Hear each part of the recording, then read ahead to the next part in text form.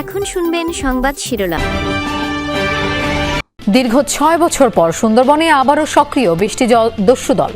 অতিষ্ঠ জেলে বাওয়ালিরা, দাবি প্রশাসনিক হয়রানির কারণেই ফের অন্ধকার। পোষ্যকোটা নিয়ে রাজশাহী বিশ্ববিদ্যালয়ে উত্তাপ, লাঞ্ছিতের প্রতিবাদে শিক্ষকদের কর্মবিরতি পালন, চলছে সিন্ডিকেট সভা। খুলনায় বাস্তুহারা কলোনিতে উচ্ছেদ অভিযানে স্থানীয়দের বাধা, পুলিশের সাথে তুমুল সংঘর্ষ, টিয়ারশেল নিক্ষেপ, আহত অর্ধশত। শেরপুরের ঝিনাইগাতি ও নালিতাবাড়িতে ঢলের পানি নামার পর বেরিয়ে আসছে ক্ষয়ক্ষতির চিহ্ন, টেকসই বাঁধ নির্মাণের দাবি এলাকাবাসীর। আসসালামু আলাইকুম। এতক্ষণ দেখছিলেন সংবাদ শিরোনাম, এখন দেখবেন বিস্তারিত। যমুনা টেলিভিশনের হাত ধরে সুন্দরবনে একে একে আত্মসমর্পণ করেছিল ৩২টি দস্যু বাহিনীর ৩২৮ জন সদস্য।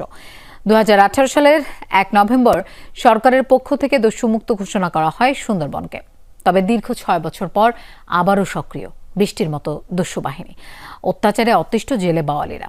গোয়েন্দা তথ্য অনুযায়ী বর্তমানে সবচেয়ে বড় দস্যু দল জাহাঙ্গীর বাহিনী। দলবল নিয়ে যোগ দিয়েছে আরো দুটি। আত্মসমর্পণ করা ৩ জনই আবারও কেন আগের পথে ফিরেছেন? দীর্ঘদিন ধরেই চেষ্টা চলছিল।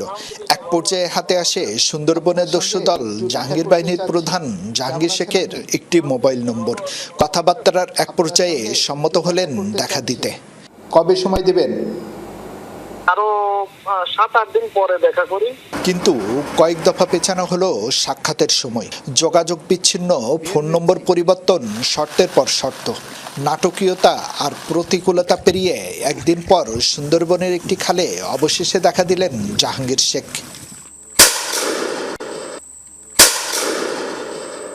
নৌকা দুটো আমাদের নিয়ে গেল বনের গভীরে। প্রথমে ক্যামেরার সামনে কথা বলতে রাজি না হলেও এক পর্যায়ে মত পাল্টালেন তারা। আলাপচারিতায় জানা গেল বাহিনীর সদস্য এখন ৪০ জনের মতো। প্রথম দিকে দেশীয় অস্ত্র দিয়ে দস্যুতা শুরু করলেও এখন বাইরে থেকে আসছে মারণাস্ত্র। প্রশ্ন ছিল, আত্মসমর্পণের পর আবারও কেন ফিরলেন দস্যুতাই? এই দস্যুগিরি ভালো লাগে না। এগুলো করতেছি শুধু এই প্রশাসনিক হয়রানির কারণে। দেখা গেল আমি বসবাস করি দাকব থানায়, মামলা হয় রামপাল থানায়, সেখানে ওই মামলার আসামি আমি হই, আমি কিছু জানি না। এইভাবে মিথ্যা মামলা যদি আমরা আত্মসমর্পণের পরে খাই, আমরা কত বেল উপরে টেকব।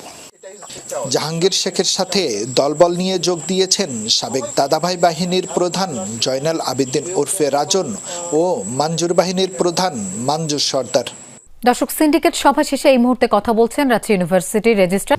প্রথমত এই ধরনের একটা যে নজিরবিহীন ঘটনা ঘটেছে, বিশ্ববিদ্যালয়ের একজন উপাচার্য যেভাবে শারীরিকভাবে তিনি লাঞ্ছিত হয়েছেন, এটার জন্য সিন্ডিকেট নিন্দা জ্ঞাপন করেছে এবং এই ঘটনার সুষ্ঠু তদন্তের স্বার্থে সিন্ডিকেট সিদ্ধান্ত নিয়েছে আমরা আভ্যন্তরীণ যে তদন্ত কমিটি একটি হবে আর আরেকটি বিচার বিভাগীয় একদম নিরপেক্ষ তদন্তের স্বার্থে বিচার বিভাগীয় একটি তদন্তের জন্য সিন্ডিকেট এটা সুপারিশ করছে, এরকম একটা সিদ্ধান্ত গ্রহণ করা হয়েছে। এরপরে তদন্ত কমিটিতে কতজন সদস্য? ৫ সদস্য বিশিষ্ট একটি কমিটি গঠিত হয়েছে। এরপরে সার্বিক আমরা এক ধরনের আশঙ্কা করছি, গতকালকে আমরা নানাভাবে যে খবর পাচ্ছিলাম আমাদের বিশ্ববিদ্যালয়ের আশেপাশের যে এলাকাগুলি, এগুলোর সাথে এক ধরনের বিশ্ববিদ্যালয় কর্তৃপক্ষ অথবা ছাত্রদের কোনো ধরনের একটা গোলমাল লাগিয়ে দেওয়ার একটা অপচেষ্টাও আমরা অবগত ছিলাম। তো এই বিষয়টার জন্য আমরা একটি শক্তিশালী একটি কমিটি গঠন করেছি। আমরা লিয়াজো কমিটি, এটা বিশ্ববিদ্যালয়ের আশেপাশের এলাকাবাসী, ছাত্র সবার মধ্যে যেন সৌহার্দ্য পরিবেশ বজায় থাকে, এই পর্যায়ে কমিটিতে কাজ করবে। খুলনায় বাস্তুহারা কলোনিতে উচ্ছেদ অভিযানের সময় ক্ষুব্ধ স্থানীয়দের সাথে পুলিশের তুমুল সংঘর্ষ হয়েছে। এতে আহত হয়েছে অন্তত অর্ধশত। প্রশাসনের পক্ষ থেকে জানানো হয়, বারবার আলটিমেটাম দেওয়ার পরও জমি খালি করছিল না তারা, আর পুনর্বাসন না করা পর্যন্ত কলোনি ছাড়তে চান না বাসিন্দারা। খুলনার মুজগুন্নির বাসিন্দাদের কলোনিতে অভিযানে যায় জাতীয় গৃহায়ণ কর্তৃপক্ষ। প্লট মালিকদের জায়গা বুঝিয়ে দিতে উচ্ছেদের চেষ্টা করা হয় স্থানীয়দের। শুরুতেই প্রতিরোধের মুখে পড়েন অভিযানকারীরা। এরপর ম্যাজিস্ট্রেটের নির্দেশে লাঠিচার্জ শুরু করেন আইনশৃঙ্খলা বাহিনীর সদস্যরা। পাল্টা ইটপাটকেল ছুটতে শুরু করে স্থানীয়রা। এতে পিছু হটতে বাধ্য হয় পুলিশ প্রশাসন। অভিযানে নিয়ে যাওয়া বুলডোজারে ভাঙচুর চালায় বিক্ষুব্ধরা। 10:30টার মধ্যে ডিসি স্যার আমাদের সাথে বৈঠক করবে, তখন আমরা আমাদের যদি চলে যাইতে বলে তাহলে আমরা চলে যাব। মাথায় আঘাত লাগছে, এই জায়গা থেকে পুলিশে সার্চ করছে তখনই আঘাত লাগছে। 42 ফ্ল্যাটের লোকেদের একটা থাকার জায়গার ব্যবস্থা করে দিয়ে সেই জায়গায় আমাদের পাঠায় দিক, আমরা জায়গা নিজেরাই খালি করে দেব। এরপর শুরু হয় পুলিশের টিয়ারশেল নিক্ষেপ। তাতেও দমানো যায়নি বাসিন্দাদের। তাদের অভিযোগ, পুনর্বাসন না করা পর্যন্ত জমি খালি করবেন না তারা। এমনকি তাদের মালপত্র সরানোরও সুযোগ দেয়নি প্রশাসন। আমাদের যদি কোথাও যাওয়ার জায়গা থাকতো তাহলে আমরা চলেই যাইতাম। এত নিরুপায়, এত অসহায়তার ভিতরে থাকতাম না ভাই। আমাদের উপর অতর্কভাবে হামলা করে, আমাদের অর্ধশত লোক আহত, 15 জন মহিলা, 250 ফিট ভর্তি। পুলিশ জানায়, সংঘর্ষে দুপক্ষের অর্ধশত মানুষ আহত হয়েছে। উত্তেজনা সৃষ্টি হওয়ায় আপাতত স্থগিত করা হয়েছে উচ্ছেদ অভিযান। আমাদের ম্যাজিস্ট্রেট ওনারা উপস্থিত ছিলেন, তারা তাদেরকে ব্রিফ করে, আমরা ব্রিফ করি, কিন্তু তারা অনড় থাকে তাদের অবস্থানে। অনড় থাকা অবস্থায় পরবর্তীতে আমরা যখন উচ্ছেদের উদ্দেশ্যে রওনা করি, ভিতরে যাওয়ার চেষ্টা করি, এর প্রেক্ষিতে তারা ইটপাটকেল ছুটতে থাকে। তো পরবর্তীতে অনাকাঙ্ক্ষিত একটা অবস্থা তৈরি হয়। তো পরবর্তীতে অভিযানটা চলবে কিনা এটা পরবর্তীতে আবার জানানো। পাহাড়ি ঢলে শেরপুরের ঝিনাইগাতী ও নালিতাবাড়ী উপজেলায় ফসলি জমি, বাড়িঘর ব্যাপক ক্ষতিগ্রস্ত হয়েছে। চারিদিকে শুধু ধ্বংসযজ্ঞ। পানি উন্নয়ন বোর্ড জানায়, মহারশী নদীর বন্যা নিয়ন্ত্রণ বাঁধের একাধিক স্থানে 150 মিটার বাঁধ ভেঙে গেছে। তলিয়ে গেছে রাস্তাঘাট, ফসলি জমি। দ্রুত নদীগুলোতে টেকসই বাঁধ নির্মাণের দাবি জানিয়েছে এলাকাবাসী। কোথাও ধীর গতি, কোথাও নেমেছে পুরোপুরি।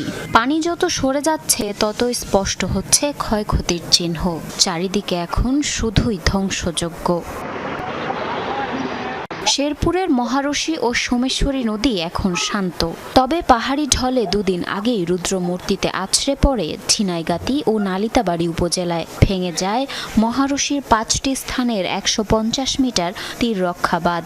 পানি ঢুকে পড়ে লোকালয়ে। জলমগ্ন হয়ে পড়েন 2 উপজেলার প্রায় 5000 মানুষ। রান্না বান্না করতে পারি না, চুলার মধ্যে পানি উঠছে। গরু বাছুর রাখতে পারি না, গরু বাছুর খাওয়াতে পারি না, পানির মধ্যে যাইতে হয়। রাস্তাঘাট তলায় গেছে, খাবার খেতে পারি না। আজকে 3-4 দিন যাবত মনে করেন যে চিড়ে মুড়ি খেয়ে থাকতেছি। এখন মনে করেন আমাদের চিলায় এখন পর্যন্ত আগুন জ্বলে নাই। আকস্মিক পানির তোড়ে ক্ষতিগ্রস্ত হয় 1500 হেক্টর জমির রোপা আমন। পাশাপাশি তলিয়ে যায় 200 হেক্টর জমি সবজির ক্ষেত। পানি নেমে গেলেও অনেক জায়গায় এখনো জলাবদ্ধ। অর্থ সংকটে নতুন করে আবাদের সামর্থ্য নেই কৃষকের। এই নদীর মহারশী নদীর পানিতে বিকেল 2টার সময় সমস্ত জায়গা জমি যা ছিল বাড়ি সমস্ত বাইরে গেছে। লোকের বাড়ি ঘর চলে গেছে, তাদের জায়গা জমি গেছে, তাদের গরু বাছুর চলে গেছে, তারা খুব